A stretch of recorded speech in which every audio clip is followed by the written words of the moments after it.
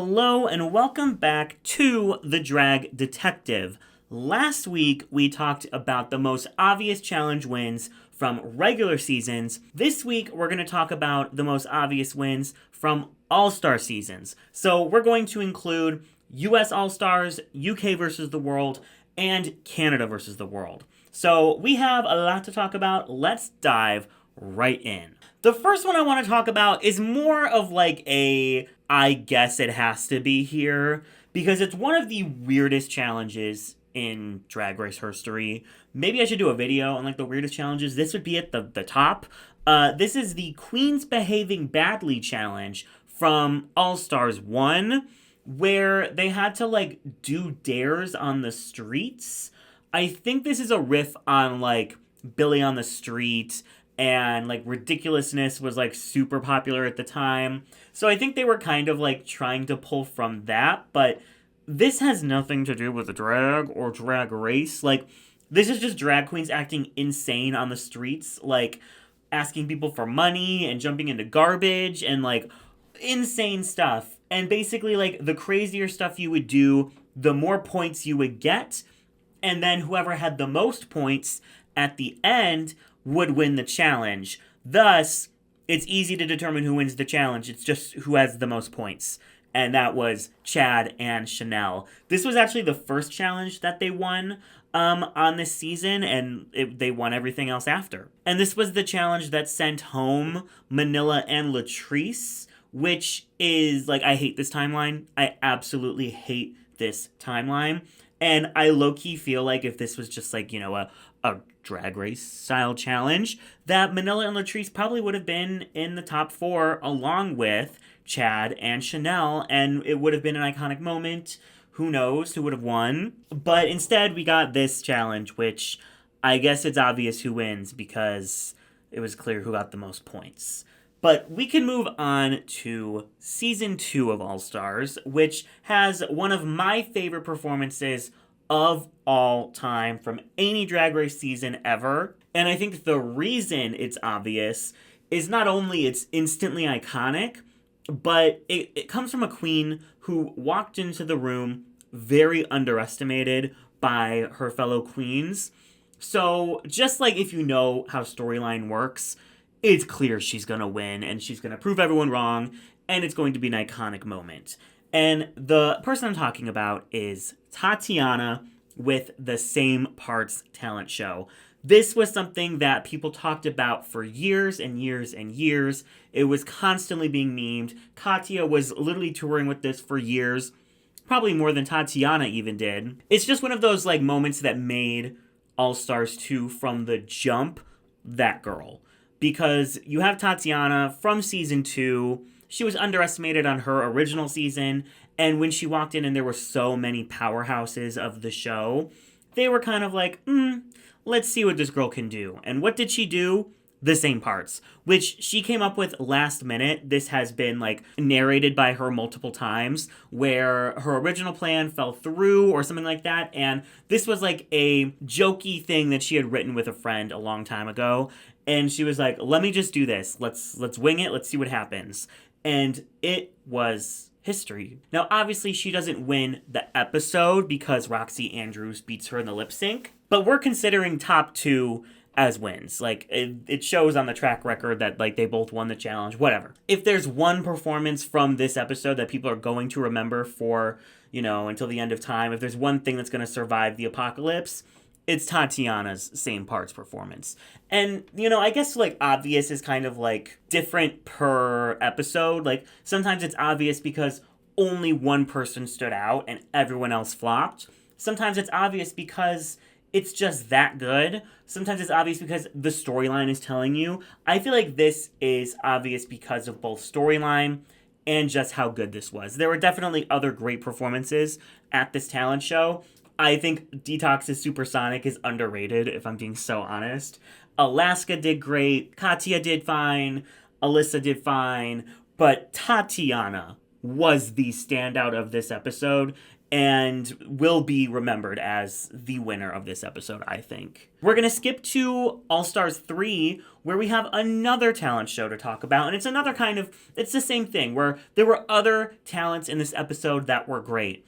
Trixie Mattel, Thorgy Thor, Ben de la Creme. But the one that truly stood the test of time, still memed, still talked about, it's Aja doing Level Ya Pussy Up and jumping from the box. Is she gonna jump from there? This was like nothing like this had been done before. She was putting her body at risk. She was like, they told Adore, no fucking fire. But they were like, Aja, if you want to jump from a skyscraper, go for it. Which she did. Apparently she like low-key hurt herself a little bit, but you couldn't even tell. She absolutely annihilated this performance. This is another one of my favorite moments from the show.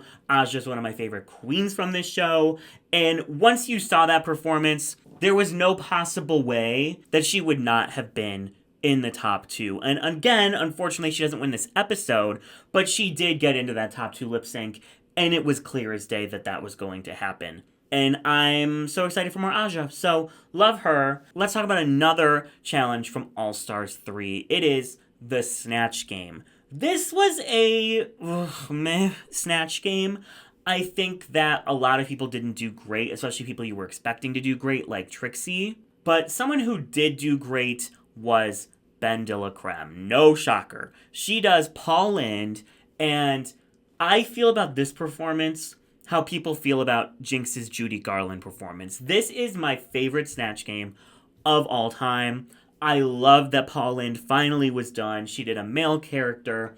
It was so funny, and he is the perfect type of person to do for Snatch Game. So I really was just living from the start. Now, people did fine. Shangela, honestly, Shangela's, I don't find that funny. I think she's just playing Shangela, really. Like, I don't find it that funny. I think she literally says a hallelujah in there. Aja's Crystal LaBeija was probably my second favorite in this episode, but again, there is such a wide gap between Ben de la Creme's Paul Lynde and what anyone else was doing. This was very clearly a Ben de la Creme win, which she did win. And I'm still obsessed with it to this day. I think it's one of the most underrated performances from Drag Race, because we really don't. I feel like because her Maggie Smith was so iconic, people still reference that more than they reference her Paul Lynde. But I actually prefer the Paul Lynde. I think that it's funnier. So I love this performance. Then we have literally like the next episode, the Pop Art Ball, which is again one of the weirdest challenges, probably one of the worst challenges. It's like barely a ball. They make one look and then they have to design a soup can, which I don't know. Like, it's camp, it's fun. I just wish that there was like one more look and it's like a full ball, because it's really hard to judge a soup can. You know what I mean? But I think there was one queen who truly understood the assignment, who knew the references, who knew exactly what the judges were looking for, and that was Trixie Mattel. Now, Trixie, I think in general had a kind of underwhelming run on All Stars 3, but this was a huge standout moment for her. This was her first win of the season, and I think both the soup can and the look were everything. And I think you can't really say that about anyone else. Some people had a better soup can. Some people had a better look. I truly think she had one of the best, if not the best, soup can, and the second best look after Aja. And it's because she gets what they were going for. It looks like it comes from that era of Studio 54, but it also is Trixie, you know? It's like hot bubblegum pink. So I think she perfectly matched what the challenge was asking for while also giving it her, like, kind of stamp. And then her soup can, Pep-Abysmal. Like, that is so smart. It's so funny. It's so Trixie. And I don't think anyone else in this challenge fully understood both sides of what they were asking for with the soup and the look as much as Trixie. So for me, this was a very clear and obvious Trixie Mattel win. Now we're shifting to All Stars 4, where I'm going to kind of cheat, because we're going to talk about two people. But with All Stars, there's always two wins. So this was an episode where the top two was so clear as day that everyone else ended up in the bottom. It is the Lady Bunny roast, where they're at her funeral. They're all wearing like funeral attire, and they're supposed to be roasting her at a funeral. Everybody struggled except Monet Exchange and Manila Luzon, who had hit after hit after hit, joke after joke after joke. Every punchline landed. Everything was fantastic. Nobody else came close. I would say Mo Hart had a good performance. She was doing this kind of character, this like reverend, and I think it was good, but the character was so intense that that was the main focus. The jokes, like I couldn't tell you any of the jokes except I think she did like a Jonah and the Whale joke, but most of the focus was on her characterization, not the comedy. So for me and for the judges, who put quite literally everyone in the bottom except Monet and Manila, this was everything.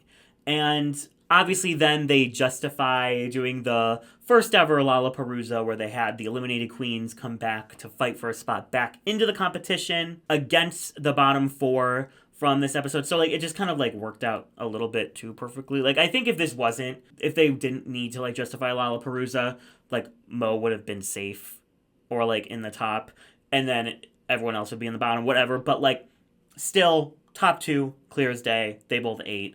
And then they both won the lip sync, which was also very justified. Now we are at season 5 of All Stars. I would say the most forgettable All Star season. And there was one challenge that I think on paper, I really liked the concept, but in execution, it just left something to be desired. And it is the She MZ improv challenge. So obviously it's making fun of TMZ, and the queens are playing like different people that TMZ are like catching out in the wild. So you have Shay and Alexis, who are like housewives from like the Real Housewives at like a brunch, and they get into a fight and neither of them do good. Then we have India and Mayhem, who is like, India's like a washed up star who's now like stealing shit. Like I think it's kind of a Winona Ryder joke. And Mayhem is like the worker at the store who's like, you stole our shit, bitch. And they're okay, but not fantastic by any means. And then the third group is Blair, who's playing like a celebrity, like a young celebrity who's like getting bailed out of jail by her mother. And then Cracker, I don't remember who cares? But Cracker was so funny. Jujubee was also funny. Like if this was like a top 2 episode, it would have been Cracker and Jujubee. But Jujubee was like, there was like a big gap between Cracker and Jujubee. And especially looking at the runway from this episode, which was Camo Couture. Cracker did a Ariana Grande Sweetener tour, but like make it camo. And then Jujubee just did like a cute dress and coat on top. And it was fine.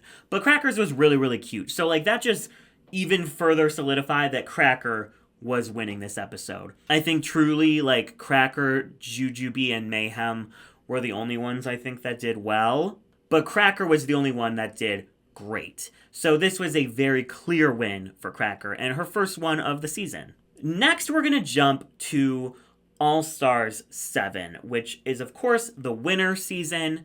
And there's one design challenge where I think a lot of queens who you would think would do great didn't do as great. You know, Jada, who is an insane designer and so talented, I think does something fine. Evie Oddly, who's, you know, always doing something crazy and kooky and fun, did fine. Shea Coulee did fine.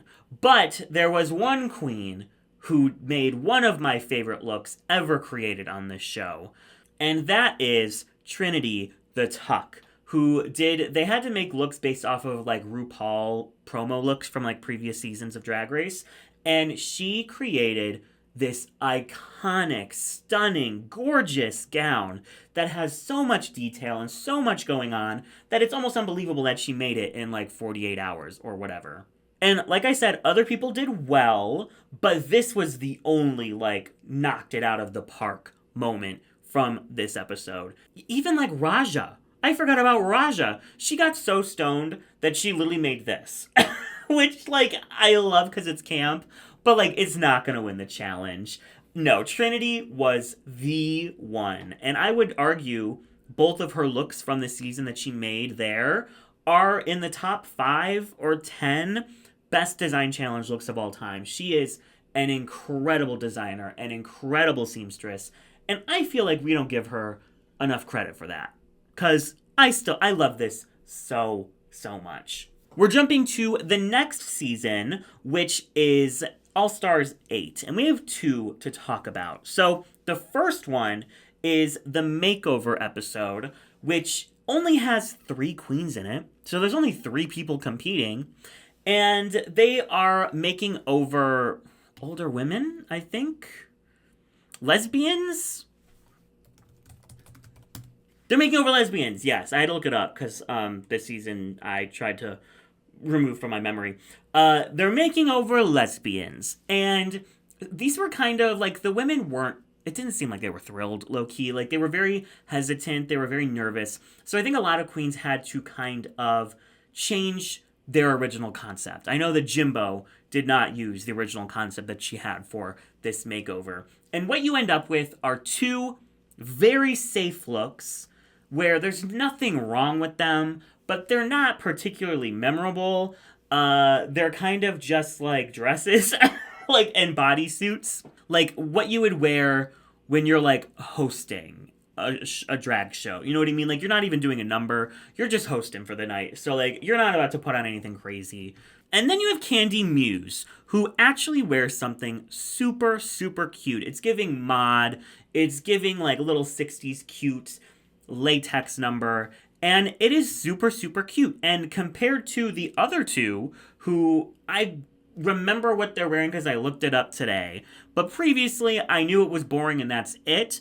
I remembered what Candy wore, and I remember being like, it was so cute. And Candy also did great on the makeover on season 13. So this is just like a great challenge for her. It was so clear that she was winning because she was the only one that did anything memorable in the slightest. And we go to the very next episode, which was a like Fame Games, let's bring everyone back and have everyone do their talent numbers, and then the top 2 will get like an extra bonus or like 10,000 more votes or whatever for the Fame Games. It was dumb. It was really dumb because it kind of just made the voting not matter, like, literally at all. But looking at all the talent numbers, there was some good ones. Naisha's was cool. James's was cool. Kahana's was fun. But the one person who shut it down, like, fully and completely was Miss La Ree with the La Ree Experience. The song was amazing. The choreo was some of the best choreo we have ever seen on this show. She's on this rotating platform. It ends with her, like, licking her fingers with the chocolate. Like, everything about this performance was so memorable. And much like her performance on this season, her presence on this season was one of the only reasons to tune in. This is also famously the Soaking Clock episode, which doesn't really have anything to do with anything I'm talking about, but I just thought I'd mention it because it's an iconic moment in history. But yeah, La Ree, in a sea of unmemorable talents that we've already seen about 30,000 times before, did something we have seen before, which is performing to a song that she, wrote, and not singing live, but she made it so memorable and added just her own flair where it instantly became iconic and we will never forget. And she might have, she might not be doing drag anymore as of right now, but she solidified her legacy as an incredible drag performer, an incredible drag artist, and one of the greatest personalities to ever be on this show on All Stars 8, and particularly in this episode. So much love to La Ree. Now we're going to talk about 2 from All Stars 9, which was the most recent All Stars season. The first is the acting challenge, where they're basically like in the bathroom with RuPaul, and they're like fighting, and it always ends with like RuPaul slapping one of them. This was an episode that was super awkward because you can so easily tell they're reading off of a teleprompter, which is kind of a cop-out because usually they're supposed to like learn their lines and then we're going to make fun of them when they don't learn them in 30 minutes. But because this is All Stars 9 and they don't have to try hard at anything, they just need to show up and do whatever, they can read off a teleprompter, I guess. Because yeah, All Star seasons should be easier. They should be so much easier for the queens. Why do they even have to try? Whatever. So a lot of them are kind of awkward because they're quite literally reading off a teleprompter. But one of the few that was not awkward, and one that was just instantly like, yeah, no, this queen is winning. It's Angeria Paris Van Michaels, the eventual winner of this season. The way that she acts, the way that she just throws her personality into everything is like lightning in a bottle. You don't get that very often. But with Angeria, she just has like it. She has that it factor, that X factor. So while yes, other queens did fine, Nina West was a huge standout. Angeria didn't need the teleprompter. She was just so lackadaisical, but also so into it. Like, it felt effortless. I don't know if lackadaisical is the right word. It was effortless. It felt like she knew that script. She knew she was going to go kiki with RuPaul and have a fun time. And she slayed it. She made RuPaul laugh with just a stare. Like, she is that girl. And this was, I think, her strongest episode of the season. And also one of her best runways of the season. So this was just a slam dunk episode for Angeria. It was so clear as day that she was going to be in the top and eventually win. Then we have later on in the season, it might actually be the next episode, we have a design challenge where they were each given a song from RuPaul. I think they've done this before. Like, they quite literally have done this challenge before, but they're each given like a song of RuPaul's and a bunch of materials that are based around that song. And this is another episode where there's a lot of people who do fine. Nina West redeems her, like, this is like she's probably had like 4 design challenges that were not great, but she finally redeems herself and does something fantastic. Roxy Andrews does this kind of Cowboy Carter before Cowboy Carter came out moment and looks fantastic.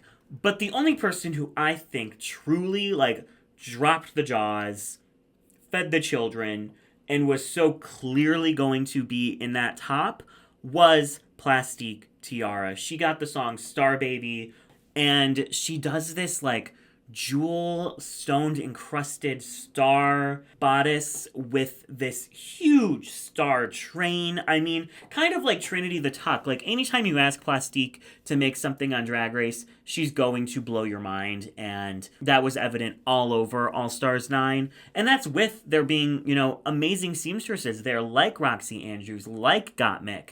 But in this challenge, I think a lot of people were disadvantaged by the boxes they were given. Like, Roxy had like country materials and Gottmik had like random metallic stuff, but Plastique had Star Baby, which is, it's not like a specific theme. It's not a specific, you're going to get this exact type of material. So she really got to take it in any direction that she wanted. And she thought big. She thought big fucking brain and brought this amazing, incredible, stunning look to the runway, which I think was a very clear and obvious win. Now, let's move to the Versus the World seasons. So, the first one we're going to talk about is from the first ever episode of Versus the World, UK Versus the World, episode 1, and it is Jimbo's talent show. Now, this talent show was fine. I feel like this was a very, very forgettable talent show. Some of the talents just didn't work. There was a lot of people, it felt like they were giving 50%, if that. But someone came in and said, I'm going to do whatever the fuck I want. And of course, that was Jimbo, who came in as their creepy clown thing. And they were throwing, they birthed him. Then they threw it at the judges and had like, it was like an interactive experience. Like, RuPaul was like catching it and she's like, 10 points, bitch. Like, it was insane, but in the best way. And I feel like after Canada season 1, and the judges didn't really fully get what Jimbo was doing, or at least fully appreciate what Jimbo was doing, it was just really refreshing at the time to see RuPaul and Michelle really just understand and get her perspective and reward her for her perspective.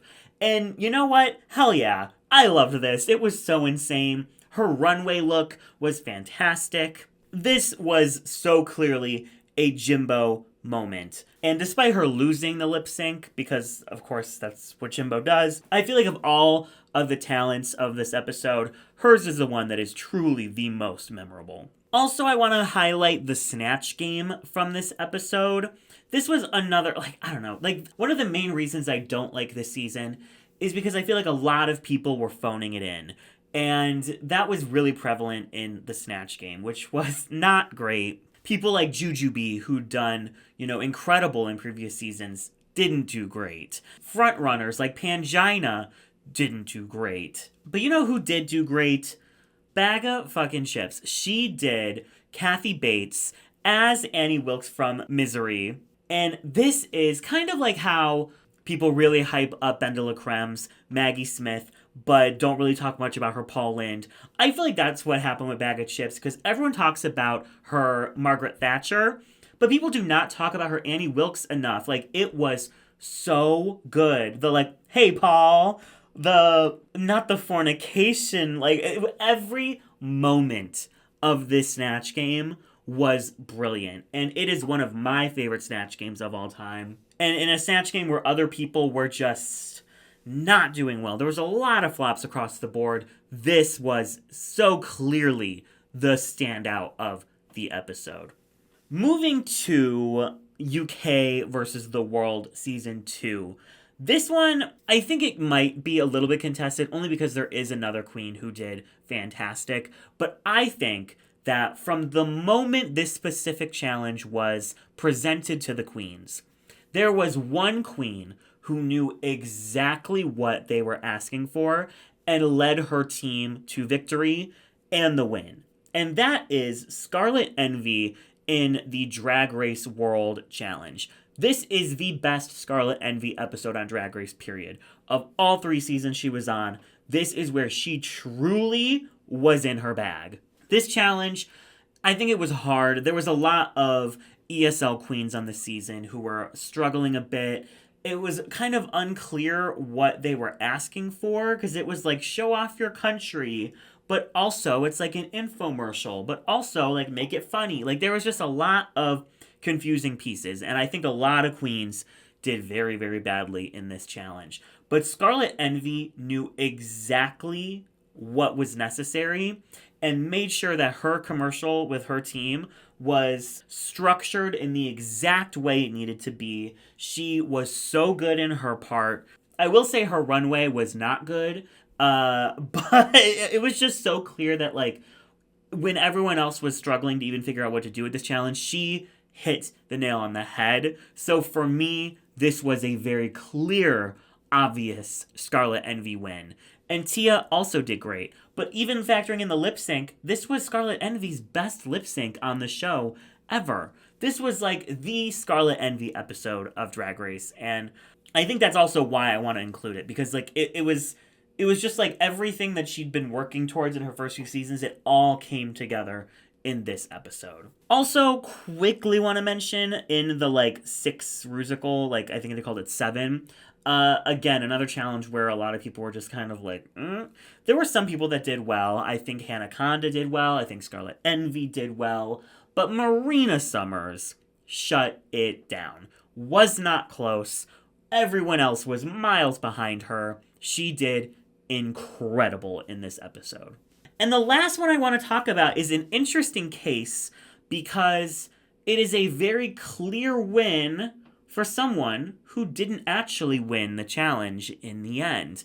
We're going all the way back to Canada versus the World Season 1. And we're talking about Isis Couture, who was famously the only winner on this season, the only winner to ever come back for a Versus the World season. The second winner, I think, double check me, but the second winner to ever return on a non-winner season. I think it is just her and Bibi Zahara Benet. And so I think a lot of the judging on this season was wanting to keep Isis around, but not wanting her to be so clearly the front runner, even though when she chose to leave, she was the front runner. Maybe not in track record, but in performance quality, those first 3 episodes, it was her. And we're talking about the Weather Ball, where they had 3 looks to present. They had to do Air Body Lace, which was a lace kind of look, and it would be windy, I guess.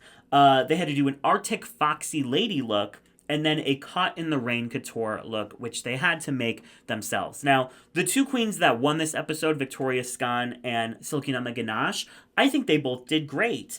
But I think that their third looks were what brought them down. And for me, in a ball, I always think the third look is worth the most because you have to make it from scratch. I always say if it's at 100 points, the first look is 25 points, the second look is 25 points, the third look is 50. And I feel like for both of them, their third look was the least impressive and was almost like fine. Like, it wasn't great. Now, Isis Couture, all three of her looks were complete standouts. Her lace look was so stunning, probably the best of that category, along with Victoria Scone, who did her Fabio Drag King look, which was everything. Her Arctic Foxy Lady look was so stunning, so pretty, one of the best of that category. And then her Caught in the Rain look was, I would say, the best of that category. She was going for this, like, pollution of the ocean vibe. She's kind of giving, like, a turtle or like some, I guess, more majestic looking marine creature who like has been trapped in all of the pollution and garbage in the ocean. It was everything. It was so avant-garde. It was so high concept. So the fact that like Victoria Scone, who's like a leaf lady, and Silky Nutmeg Ganache, who's like in a little weather coat and skirt, were put in the top over Isis, who absolutely shut down all three looks, was crazy to me. Like, absolutely insane to me. I don't care who's in the top with her, Victoria or Silky. Isis should have been in that top, because for me, it was so clearly the best of the week. And it must have been very disappointing to her and potentially eye-opening to her to see that it didn't really matter how good she did. Like, if they didn't want her in the top, she was going to be in the top. That is the last All-Stars obvious challenge win we are going to be talking about today. But do let me know in the comments below if you think I left one out, if you think one of these should not have made the list, and we can discuss. So thank you guys so much for watching. I decided I will be doing a Riggery of Dragula season 666. I just finished the Dead by Daylight episode. This is... I'm not going to say anything.